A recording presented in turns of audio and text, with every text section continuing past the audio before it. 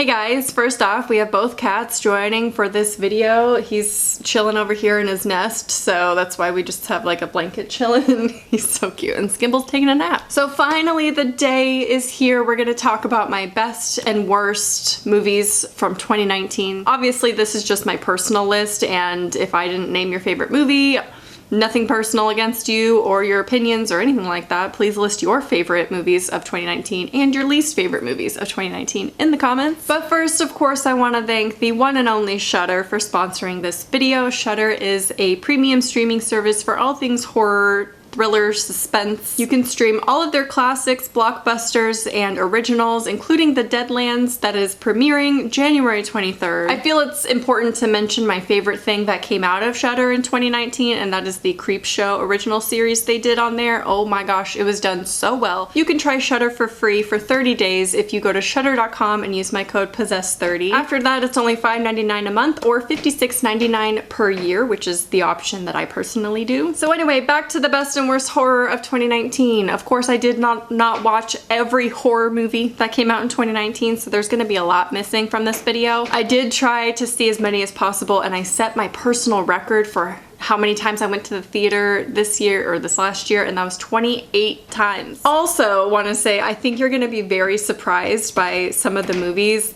My neighbors are so loud. You're gonna be very surprised by some of the movies on both of these lists. So let's start with the best movies, shall we? We'll save the worst for last. These are in order of when they were released in the year, not from like my favorite to least favorite of the best. They're all the best in my opinion. Escape Room came out in January. I think this movie proves that January movies, it's not a curse or anything like that. You can have genuinely good horror movies in January. It follows a group of people who need some money, and so they go to this escape room. They're invited to this like extreme escape room and are promised a sum of money, and of course they turn more into like saw traps than an actual escape room, and it's just like the imagery and the visuals are so grand. I think it was so amazing to see this in theaters. The story of Escape Room is not the best part of it. Obviously it's the CG and the visuals of everything that they achieved in the movie, so I mean the story was okay. I didn't really like the ending though. Kind of like how we watch Saw and we just like watch it to see what the next traps are going to be, because it's like, how can you top that one, or like, haven't they done it all?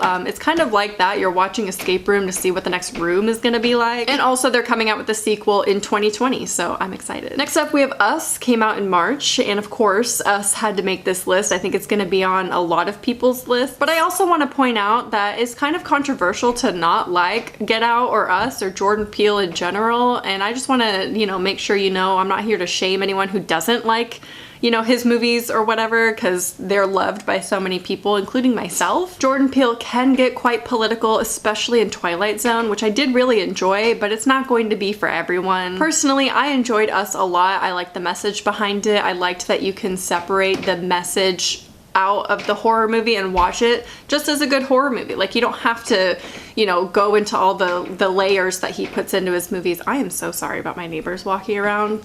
Did they just wake up?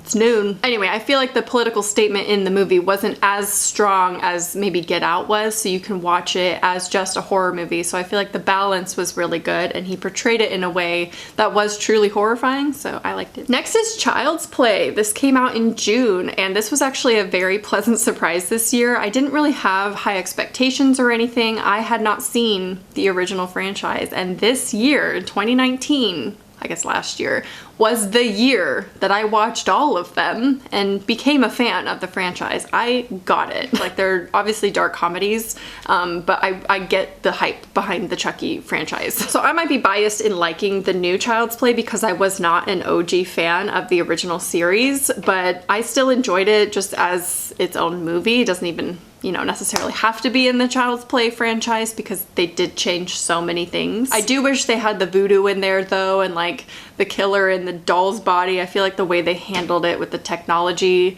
like made it feel like it's not a Child's Play movie. So it's not perfect, but I did really like it, and it was a standout for me this year, so it had to go on the best list. Next up, Midsummer, of course, came out in July. I think this was a great follow-up to Hereditary. Dare I say that I liked Midsummer more than Hereditary. I feel like the plot was more straightforward, for one. The horror was a little bit more effective for me just personally because of my fears of like psychedelic drugs and things like that and being stranded. Except the head trauma trope that Ari Aster seems to be so obsessed with. He puts that in everything, and I'm just kind of over it at this point, and I definitely got tired of it in Midsummer. Next up, Scary. I feel like I gotta get through this faster. We have 20 movies to talk about. Okay. Next we have Scary Stories. This came out in August, and I got to host a screening of Scary Stories, which was so amazing. It was such an honor. I got to meet so many of you, and that is not why I'm biased towards this movie. No, my bias comes in from liking the books so much that I knew, regardless of what they did with the plot and the story,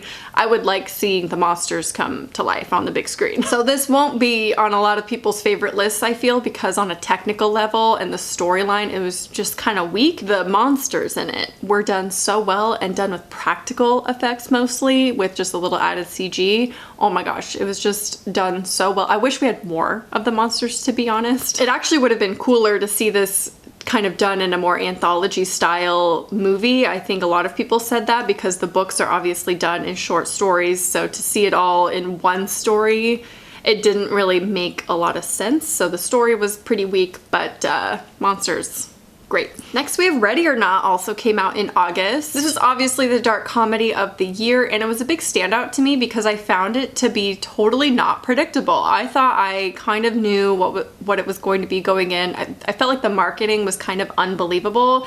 Like, why would they do this on her wedding night? Like, why? But the way they presented it in the movie is so much better. I feel like the marketing kind of didn't do the movie justice. I think Samara Weaving definitely deserves a lot of recognition for this movie because she was phenomenal. If you're a fan of Your Next, you'd probably really like Ready or Not. Next, of course, say it with me, It Chapter 2. Came out in September. Actually, not a lot of people are gonna say that with me because a lot of people didn't like this movie for some reason. Compared to the first chapter, it is worse. I'll admit that. And I felt, although I liked the cast, the adult cast that is, I felt like they were almost cast because they looked like the kids and not because they represented like their personalities well. Also, a lot of people griped on the CG in this movie, especially with the old woman scene, but that was my favorite scene in the whole movie. I wish they didn't show so much in the marketing for this movie because they had a whole trailer just with the old woman scene, but when I actually saw the movie and saw what actually happens,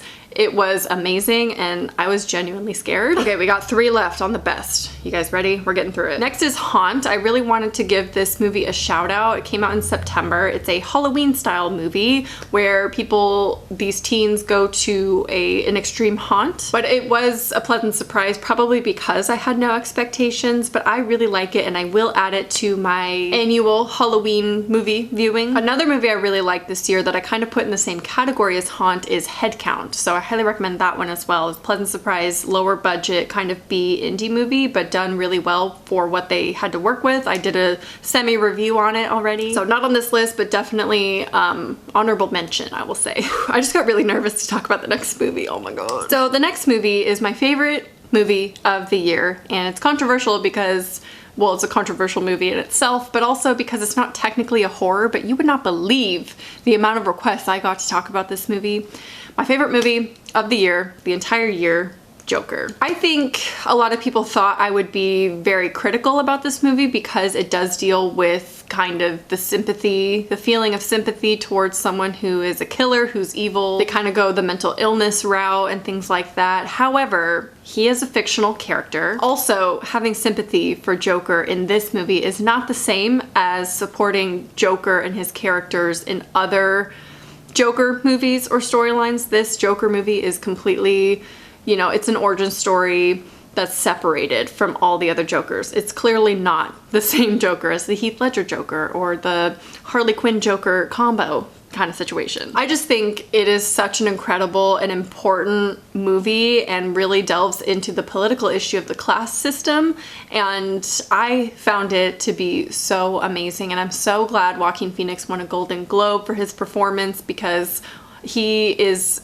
I mean, this is kind of controversial to say, but I really think he's my favorite Joker. That's not saying much. That doesn't have a lot of weight behind it because I'm not a huge fan of, you know, the franchise or anything like that. But that is my favorite movie of the year. Sorry I'm not that critical about it. Sorry I never did a review on it. I didn't realize so many people would want a review on it, but it was amazing. Last movie on the best list of 2019, Dr. Sleep. So this came out in November, and I was actually really surprised at how much I liked this, especially in hindsight. It's one of those where it's like, doesn't hit you right away how much you like it until a little bit after, and you're like, no, that was a good movie. I was not really initially anticipating this movie for the year. I like The Shining. It's not my favorite Stephen King adaptation movie or anything like that. And when I saw the ads for Dr. Sleep, I'm not gonna lie, I did not think it looked that good. But as a whole, I really appreciated that they catered to The Shining fans, because for the first half of the movie, I'm like, this doesn't feel like a sequel at all. There were some visuals though that really stood out, like the astral projecting and everything like that. Oh my god, I was just like in awe of the beauty of these scenes. So I thought it was a great movie to round out the list of the best horror movies of 2019. Now let's get into the worst ones. This is when I just talk a lot of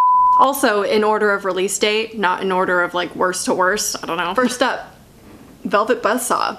Came out in February. So this is marketed as like an art horror, and when I saw the trailer I was really excited, especially because it had Jake Gyllenhaal, Toni Collette. But as I'm watching the movie, I start to realize that every death in the movie, almost every, is in the trailer. So they literally put all the best scenes of the movie in the trailer. So when you're watching the movie, it's just boring. So that's why it actually looked good to me. It was because all the best scenes were in the trailer. Obviously, it was well acted. Like I said, Toni Collette and Jake Gyllenhaal are in it, so it was amazing in that regard. But it was just dry. It was so boring to me, and I don't even, why, I don't. Next up, probably one of the most disappointing films of the year, Pet Sematary. So Pet Sematary was the first Stephen King book I ever read. It really got me into Stephen King. I read it early in my teens, and then Pet Sematary, the original, was like the first horror movie I ever saw. So why I thought that a remake was a good idea and why I would like it is kind of beyond me. My biggest gripe were the changes that they made to it. Also, the child acting wasn't good, but to be fair, it's not good in the original either. Moving on, we have The Haunting of Sharon Tate. This came out in April. This takes the award for the worst and most petty movie of the year. Should I do a video on the murder of Nicole Brown Simpson? Because they made another one, guys. Anyway, in case you didn't know, I had a little drama with this movie last year. Basically, they didn't like the fact that I disliked this movie so much and made a negative review for it, so they tried to censor me in every country outside of the US. They copyrighted the video because I used a trailer with no audio and it was cut up for commentary purposes. Anyway, I'll link it if you want to know about the drama. Personally, I just found the movie to be extremely exploitative of the death of Sharon Tate and the way they portrayed it as like a fictionalized thing, and she was like a ghost, and like, oh, if she just did this, she'd be alive. And it just felt so fictionalized and trivialized for entertainment purposes rather than like a story. So I just did not like this movie. It's probably the worst of the year. Next we have The Silence. I don't really have much to say about it because it was boring. I don't like it. A lot of people compare it to A Quiet Place, but the book that The Silence is based on was written prior to A Quiet Place being filmed, so no one copied anyone here. Obviously, it's kind of similar in that there are these monsters that react to noise and will kill you and find you based on the noise you make. My neighbors for sure would probably die really quickly. I don't know, I don't really have much to say about it. We're just gonna move on. Next up is Brightburn. This came out in May. This one was another one I was looking forward to in the trailers because it felt so original, kind of like a horror superhero. It was like Superman as a horror because they pretty much have the same origin story. I need to be more like Emma from Spooky Astronauts and just avoid trailers entirely. I'm so bad with that. I just want to know and I want to see it. Like, I just am so curious when trailers come out that I have to watch them. I just personally, it's not my favorite genre of this like young boy turns evil or possessed or alien, you know, that kind of plot point, hole in the ground, prodigy. The Omen even. I don't know, I just felt like the story was predictable and disappointing, and I didn't like the ending and just overall disappointed in it. Next is The Perfection. Yes, this is on the worst list. That's not a mistake. This also came out in May. May was just a bad month for horror. The next one came out in May too. I hate putting this on the worst list, honestly, because of the potential that it really had. A lot of people love this movie as well. It was so original, I will give it that, but you know, once the third twist came in and I was just like, like, all right. It just became too much. It was a little too complicated, a little too convoluted with all the new story. But, you know, towards the end, I was just rolling my eyes because it felt like they were doing it just for twist's sake. Like they just wanted to put in as much as possible, or they kept having ideas and they just wanted to put them all in a movie. So it just felt like they were trying too hard, which is unfortunate because it did have really good potential. The first like half of the movie I'd say was so good. I was very into it, but it just, you know, became a letdown because they tried too hard. So the next one is Ma. So I feel like a broken record again. Trailer was good. Movie was bad. Another movie that came in with a lot of potential that fizzled out towards the end. I was very disappointed in the end, so much so that it kind of ruined the whole thing for me because it became so unrealistic. Like Octavia Spencer was so good in this role that I don't know what happened in the end. Just her character, it just really fell flat. Like her character fell flat, and I'm like, what happened to this other character that was in the first half of the movie? The next one, 47 Meters Down, Uncaged. Fun fact, I really like the first 47 Meters Down. I love a good cheesy shark movie, but what I love about cheesy shark movies is when they're simple.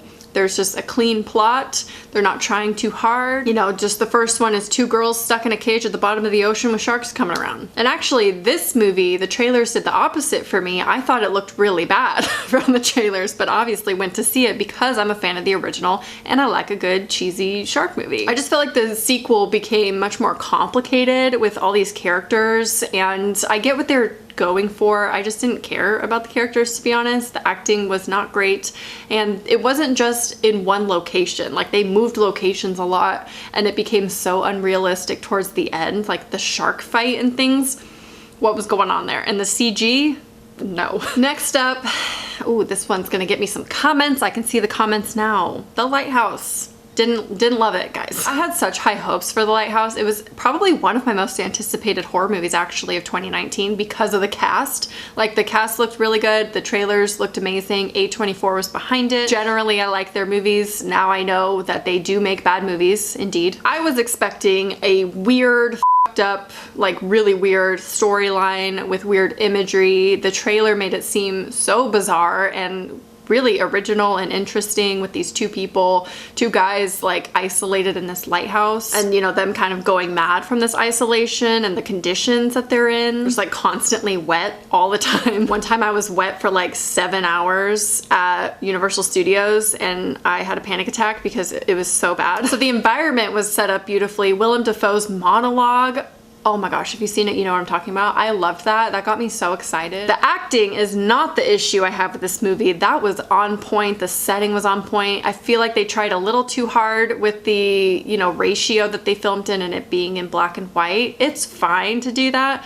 It just, I don't know if it was necessary. I felt like they were building up this story, right? They kept referencing creepy things and like weird images, and he was having these weird dreams, and I'm like, oh cool, it's gonna like manifest into something really weird and just like this big climax. It didn't really get that weird, and the weird parts that happened didn't actually happen, if you know what I mean. So because of this build up and then nothing really happening, and the things that you think are happening are not actually happening, the ending didn't really make any sense to me, like how he ended up down there. I'm gonna be brave and say I didn't get it. I did not get this artistic movie, I'm sorry. Last movie of the worst of 2019, and this came out in October. It is Sweetheart. Based on the plot, I didn't think it sounded bad. You know, a little generic maybe, you know, being stranded on a deserted island and trying to survive and things like that. So it does follow this girl who gets stranded, and you kind of piece together that she was partying on a boat. But the twist is there's this weird hole on the bottom of the ocean, and you find out it's a black hole, which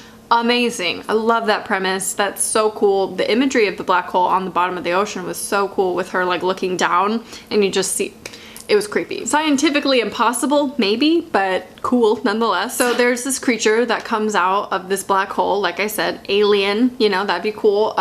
But you know, it really just goes downhill from there. Like when you actually see the monster, it looks so bad. It's just too humanoid. But the story is so weak. There's like zero backstory. And the ending is what is really bad, because there is no resolution, there's no story finale, or like literally nothing happens. Like what was the point of this whole movie. So there you have it, my best and worst horror of 2019 in my opinion. Tell me your lists down below in the comments, and make sure you go to Shudder.com, use my code POSSESS30 for 30-day free trial for Shudder. And yeah, I hope you guys enjoyed, and I'll talk to you soon. Bye.